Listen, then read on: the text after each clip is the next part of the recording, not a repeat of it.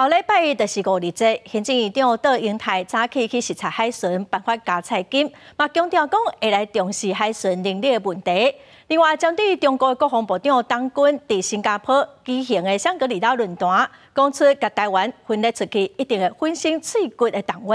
杜英泰是表示讲，两岸无应该互相攻击，应该爱善意沟通。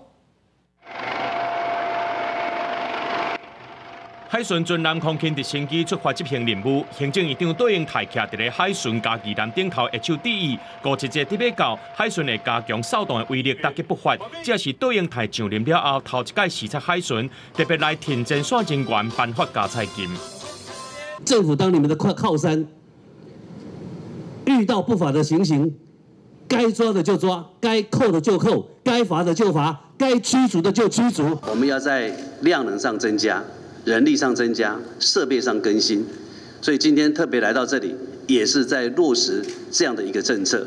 中国伫5日抗了后，继续加强对台施压。中国国防部长当军就伫咧香格里拉论坛，佮讲出，若甲台湾分裂出去，必定会粉身碎骨，恐吓台湾。杜英泰表示，两岸应该爱提出善意，无应该安尼碰叫。